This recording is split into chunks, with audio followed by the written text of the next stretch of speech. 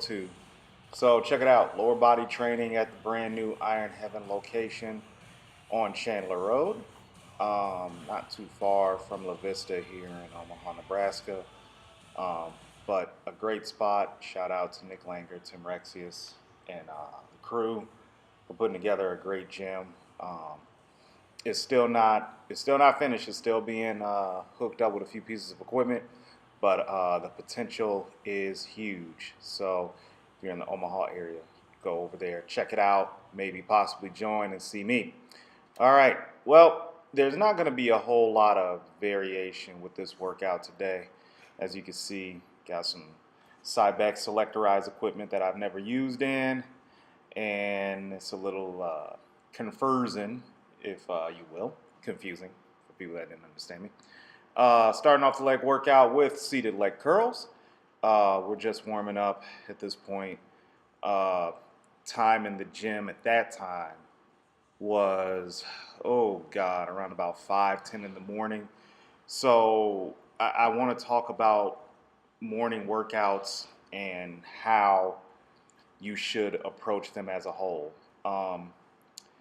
especially fasted. So if you do or you don't know, I train in the morning, sometimes very early morning, just to get it out of the way, and I train fasted. So the only thing I have in my stomach at that point is some essential amino acids, maybe some carbs, and then pre-workout.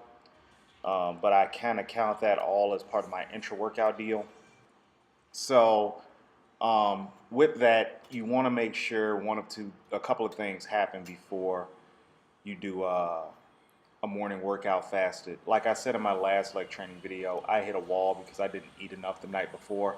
I corrected that this time. I had a calorie dense meal and the workout came pretty simple. Ended up doing the stack almost on the side back leg curl to finish out my 4 sets of 12, and my hamstring almost cramped up. Here, I'm not gonna do more than one video with this one or more than one clip. It's just simply 80 total reps to warm up my quadriceps on the leg extension. That's it. But a quick note back to intra workouts and morning workouts. Please take your time warming up, especially in these cold winter months. I overdo the warm ups. Definitely warmed up for squats today that you'll see. And speaking of squats, since that's coming up next, finally got access to a SS yoke bar from Elite FTS. The boys out in Ohio really put together a good bar when they made this. As you can see, if you're familiar with bodybuilding or powerlifting at all, this is basically a safety squat bar, but with a yoke handles on it. So just getting some warm up reps in with the bar. Again, the whole I don't squat thing, I do it just to test myself, but next week, rest assured, you will not see me with a bar on my back. Now, the week after next, okay, maybe. But for right now, I've been waiting to use this bar for about a year, close to 2 years now, and I finally had access to it. So you could bet your bottom dollar that I was going to use it.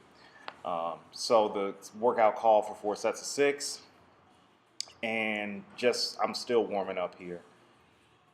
One quick thing that I usually like to do and I need to pass along to people too is training longevity is a real thing. You want to train until they basically put you in the ground.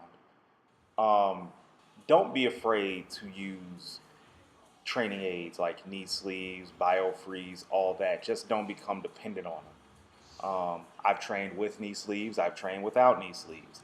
I hate training without knee sleeves, but sometimes I'll forget them at home. Um, you just want to extend the life of your lifting career out. You know what I mean? So for all the people that say, "Oh, well, I don't use wrist straps, or I don't use straps, or I don't use any of this," okay, asshole, that's great. I love it, but you're really not impressing me with that shit. So take it elsewhere.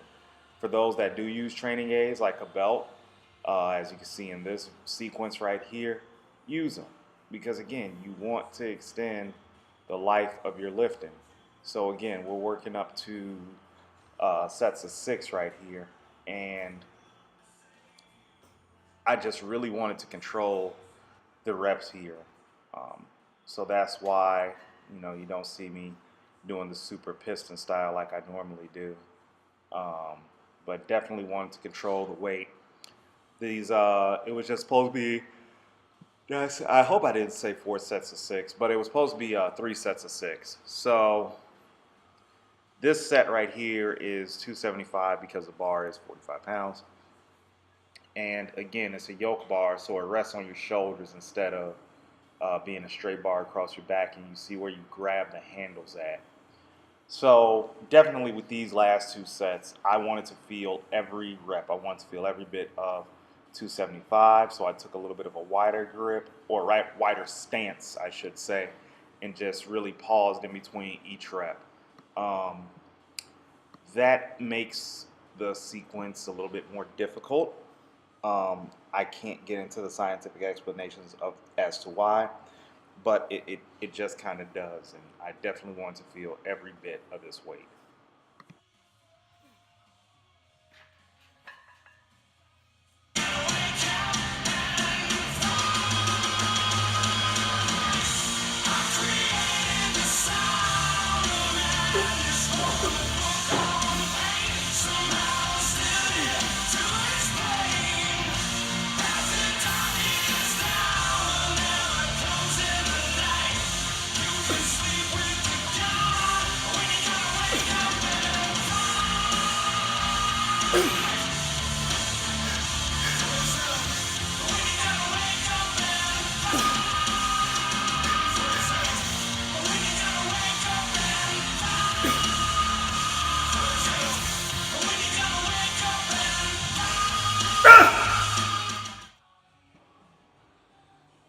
So as you can see, definitely a newer piece of equipment. It's a bilateral leg press by Atlantis.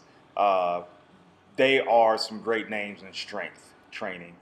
The late great Charles Poliquin was a huge advocate of Atlantis and carried several pieces of their line. So single leg press, it is what it is. It's just single leg press for 30 reps.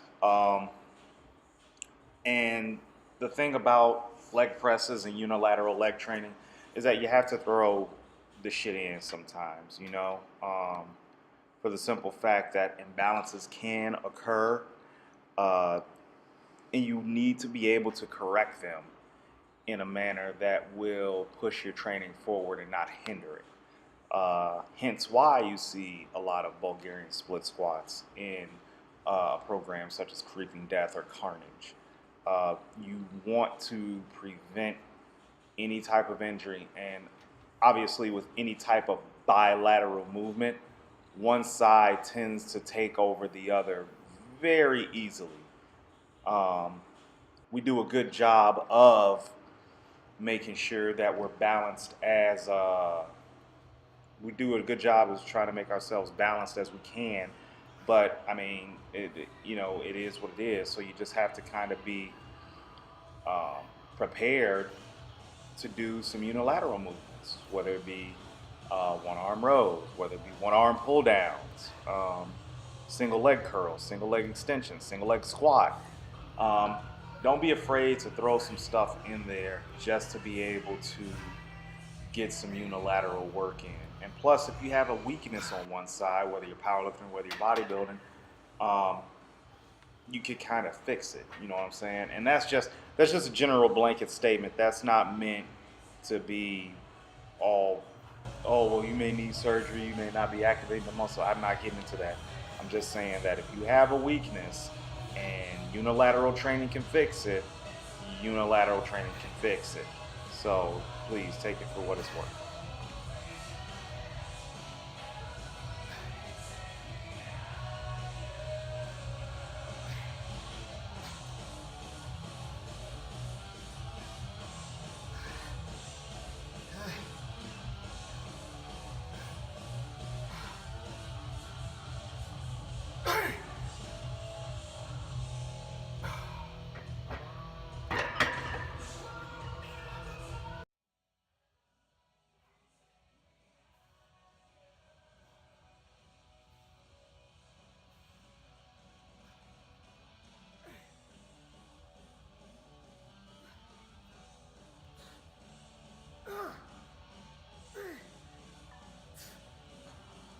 getting in some high reps here. Um, that was my max. I did another set, but I dropped to 25 and went down to a 10. Um, I can't really say enough about Atlantis equipment. If you have a gym that uses it, or you have access to a gym that even has just a couple of pieces of Atlantis equipment, I would say those owners know their stuff, and they're not cheap. Um, so I would definitely consider joining that gym if you're so fortunate to have a gym in that area. And if you don't have a gym in that area, well, move. That's just my opinion. I gauge the areas I'm gonna live in on if they have a Target and great gyms, and the rest will fall into itself. Oh, and Trader Joe's. If those areas have those things, then you'll be all right. Which is why I have not left Omaha. Although I am trying to get back to Chicago, I really am.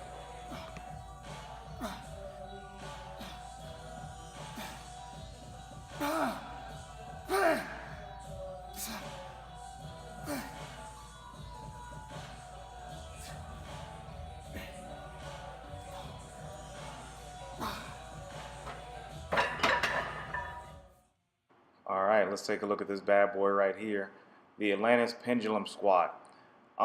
If you can manage some heavy weight for some full reps on here, you are strong. But seeing as that this was at the end of my workout, I'm sorry, and I was supposed to do 1.5s for 15 reps. I only used one plate, and at this point, it was plenty. Um, and you will notice how quick of a bitch I become because I only did 8 reps, and I was supposed to do 2 sets of 15. So uh, back home in Chicago at Quad's Gym, we call this the humbler because it will definitely humble you. Um, I think as I start Project Bane, which will be renamed into something else, I will definitely use this for as one of my main exercises, and definitely want to try to push progress on this because I think it just feels really good. Feels better than a hack squat in my opinion.